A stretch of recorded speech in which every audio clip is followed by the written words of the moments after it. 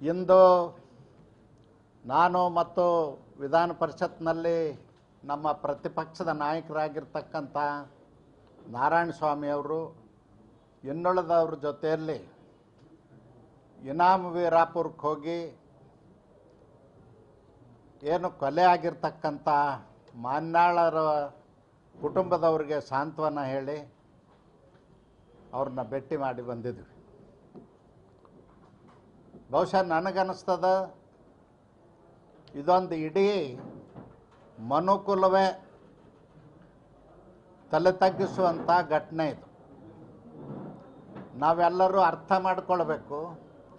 ಅದರಲ್ಲೂ ವಿಶೇಷವಾಗಿ ಉತ್ತರ ಕರ್ನಾಟಕದವರು ನಾವು ಅರ್ಥ ಮಾಡ್ಕೊಳ್ಬೇಕಾದ್ದೇನೆಂದ್ರೆ, ನಾವು ಶರಣರು ಮತ್ತು ಸೂಫಿ ಸಂತರು ದಾಸರ ವಾರಸುದಾರರಾಗಿ ವಕ್ತಾರರಾಗಿ ಕೆಲಸ ಮಾಡ್ತಕ್ಕಂಥವ್ರು. ಉತ್ತರ ಕರ್ನಾಟಕದ ಜನರ ಸಂಸ್ಕೃತಿನೇ ಬೇರೆ. 21ನೇ ಶತಮಾನದಲ್ಲಿ 1000 ವರ್ಷದ ಹೋರಾಟಕ್ಕೆ ಸೋಲಾಯಿತು ಅಂತ ನಾನು ತಿಳ್ಕೊಳ್ತೇನೆ.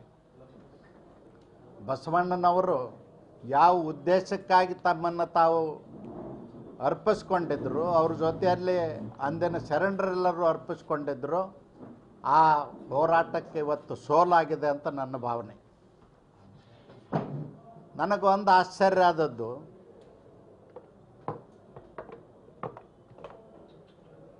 ಶೋಕಾಲ್ಡ್ ಬುದ್ಧಿಜೀವಿಗಳನ್ನಂಥವ್ರೇನಿದ್ದಾರೆ,